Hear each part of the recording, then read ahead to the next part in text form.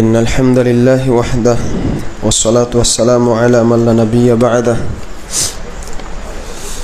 اللهم علمنا ما ينفعنا وانفعنا بما علمتنا وزدنا علما وأصلح لنا شأننا كله ولا تكلنا إلى أنفسنا طرفة عين الحمد لله যাবতীয় প্রশংসা একমাত্র আল্লাহ রাব্বুল আলামিনের জন্য। অতঃপর সালাত এবং সালাম নাজিল হোক সর্বশ্রেষ্ঠ নবী এবং রাসূল মুহাম্মদ সাল্লাল্লাহু আলাইহি ওয়াসাল্লামের উপর। আল্লাহুম্মা সাল্লি ওয়া সাল্লিম আলাইহি। আমরা গতকালকে ফিতনা সম্পর্কিত হাদিসগুলো নিয়ে আলোচনা শুরু করেছিলাম। গতকাল প্রথম হাদিস উল্লেখ করেছি, আজকে দ্বিতীয় হাদিস। লেখক ইমাম মুহাম্মদ ইবনে আব্দুল ওয়াহাব রাহিমাহুল্লাহ উনি বলেন, ওয়ালিল বুখারী, সহিহ বুখারীর বর্ণনা, যায়নাব বিনতে জাহাশ রাদিয়াল্লাহু তাআলা আনহা থেকে বর্ণিত। তিনি বলেন, যায়নাব বিনতে জাহাশ রাসূলুল্লাহ সাল্লাল্লাহু আলাইহি সাল্লামের স্ত্রী। উনি বলছেন, আন্না নবী সাল্লাল্লাহু আলাইহি ওয়াসাল্লাম দাখালা আলাইহা ফাজিআন। একদিন নবী সাল্লাল্লাহু আলাইহি সাল্লাম তার কাছে প্রবেশ করলেন ভীত অবস্থায়। ভীত অবস্থায় প্রবেশ করে বলছেন, লা ইলাহা ইল্লাল্লাহ ওয়াইলুল লিল আরব মিন শাররিন কদ ইকতারাব। তিনি আশ্চর্য হয়ে বলছেন, লা ইলাহা ইল্লাল্লাহ, আরবদের জন্য দুর্ভোগ, কতই না অনিষ্ট নিকটবর্তী হয়েছে। ফুতিহাল ইয়াউমা মিন রাদমি ইয়াজুজ ওয়া মাজুজ মিসলু হাযিহি। ইয়াজুজ এবং মাজুজের যে প্রাচীর দেয়াল, সেটা আজকে এই পর্যন্ত খুলে দেওয়া হয়েছে, খুলে গেছে বলে ফাহাল্লাকা বিসবাইহি আল ইবহাম আল্লাতি তালিহা। রাসূলুল্লাহ সাল্লাল্লাহু আলাইহি ওয়াসাল্লাম তার এই যে শাহাদাত আঙ্গুল আর তার সাথে আঙ্গুল এভাবে দেখিয়ে বলছেন যে সামান্য পরিমাণ খুলে দেওয়া হয়েছে। তো যায়নাব বিনতে জাহাশ রাদিয়াল্লাহু তাআলা আনহা বলছেন যে, ফাকুলতু ইয়া রাসূলুল্লাহ, হে আল্লাহর রাসূল সাল্লাল্লাহু আলাইহি সাল্লাম, আন্নাহলিকু ওয়া ফিনা সালিহুন, আমরা কি ধ্বংস হয়ে যাব? আমাদের মাঝে সৎকর্মশীল মানুষ, সালেহ সৎ মানুষ থাকা সত্ত্বেও। তো রাসূলুল্লাহ সাল্লাল্লাহু আলাইহি সাল্লাম বললেন, নাআম, হ্যাঁ অবশ্যই। ইজা কাসুরাল খাবাস, যখন অনিষ্ট পাপাচার, জেনা ব্যভিচার সহ অন্যান্য পাপাচার অনেক বেড়ে যাবে, তখন ভালো মানুষ থাকলেও ভালো মানুষ খারাপ মানুষ সবাইকে ধ্বংস করে দেওয়া হবে। সহিহ বুখারীর বেশ কয়েক জায়গায় হাদিসটা উল্লেখ করা আছে। এই হাদিসে আমরা যেটা দেখছি যে রাসূলুল্লাহ সাল্লাল্লাহু আলাইহি সাল্লাম তিনি যে সত্য নবী, তার একটা প্রমাণ। তিনি ভবিষ্যৎবাণী করে যাচ্ছেন যে এমন ঘটনা ঘটবে যেটা তখনও ঘটেনি। এই হাদিসে ইয়াজুজ এবং মাজুজের কথা দেখলাম আমরা।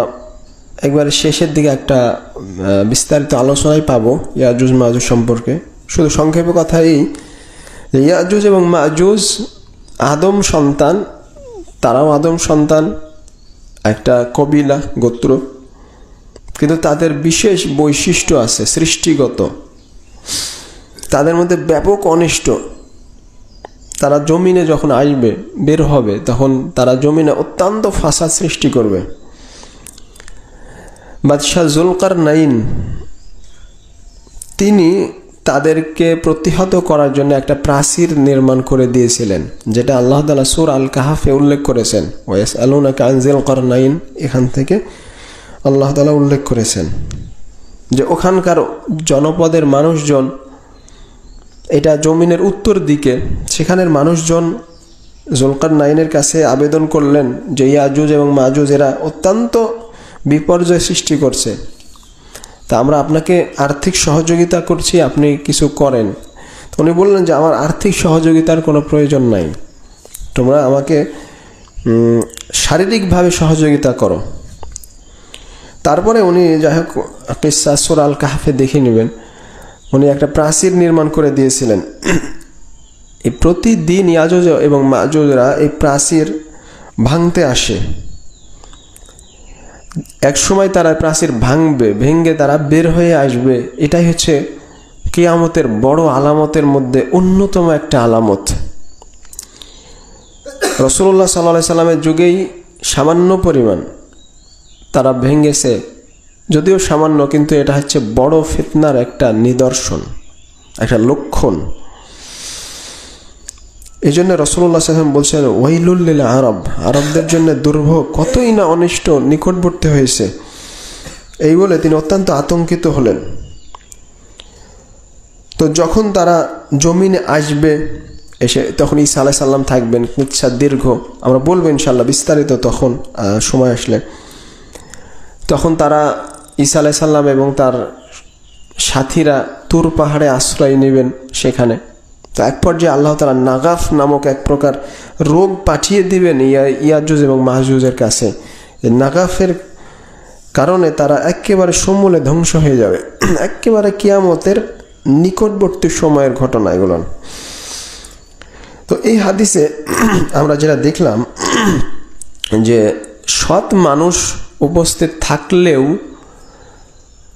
সবাইকে ধ্বংস করে দেওয়া হবে যদি ইদা কাসুরাল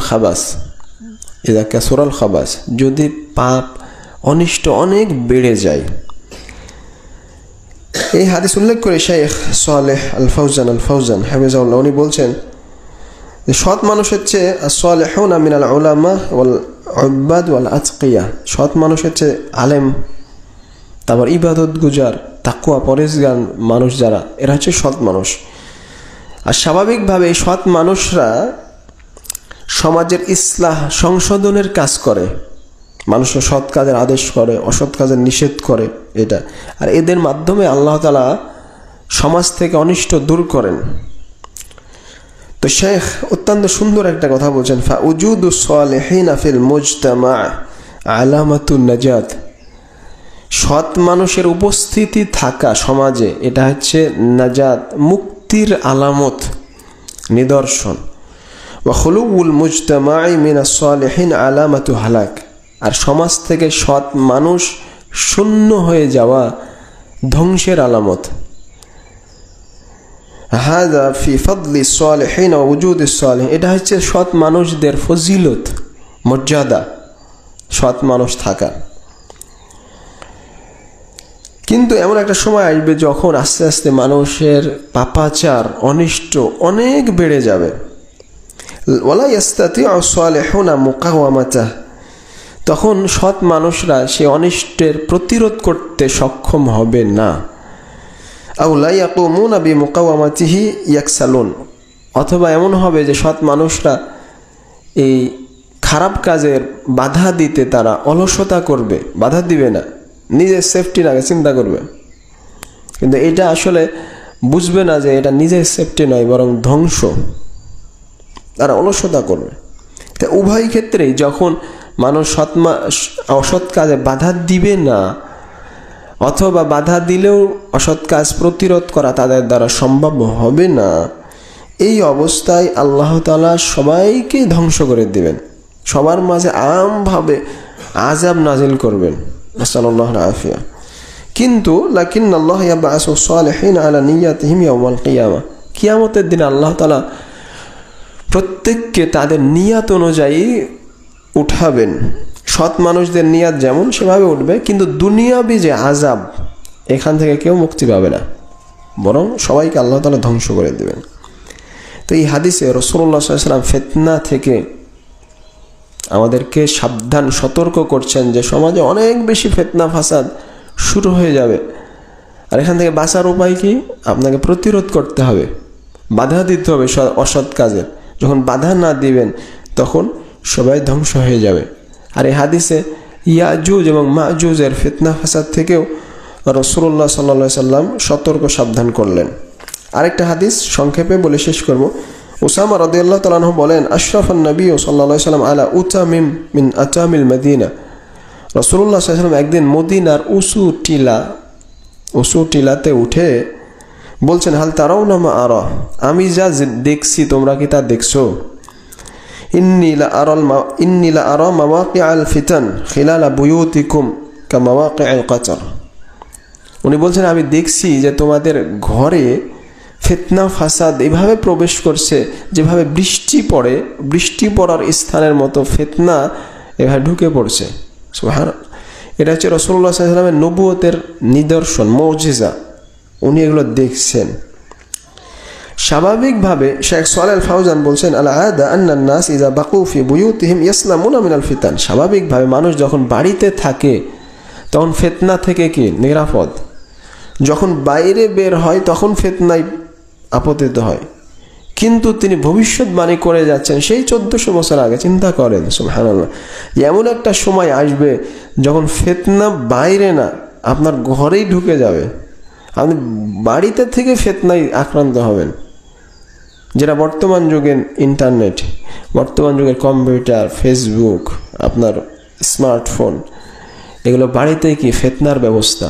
আমি বলছি না, শাইখ এখানে উল্লেখ করছেন এগুলো হচ্ছে আলামাতুশ শার, অনিষ্টের মানে অকল্যাণের লক্ষণ। এগুলো ফিতনা আপনার ঘরে ঢুকিয়ে দেওয়া হয়েছে, যেই ভবিষ্যৎবাণী রাসূলুল্লাহ সাল্লাল্লাহু আলাইহি ওয়াসাল্লাম বলে গেছেন আগেই। তো এই সময় শাইখের পরামর্শ, ওসিয়ত হচ্ছে যে যখন এই ফিতনা ফাসাদ প্রকাশ পাবে তখন প্রত্যেক মানুষ যেন সতর্ক হয়। ইয়াসুনা বাইতাহু মিন উসুলি হাযিল ফিতান ইলাইহি, তার কাছে ফিতনা ফাসাদ যাতে না আসে এজন্য বাড়িকে সংরক্ষণ করে, বাড়ির দিকে নজর দেয়। তো যদিও এটা কঠিন, কিন্তু আল্লাহর কাছে সাহায্য চান আর চেষ্টা করেন। আল্লাহ আমাদের সবাইকে কবুল করুন, আল্লাহুম্মা আমিন। আমরা যাতে ফিতনা ফাসাদ থেকে বাঁচি, আল্লাহুম্মা আমিন। সুবহানাকাল্লাহুম্মা ওয়া বিহামদিক আশহাদু আল্লা ইলাহা ইল্লা আনতা আস্তাগফিরুকা ওয়া আতুবু ইলাইক। আসসালামু আলাইকুম ওয়া রাহমাতুল্লাহ।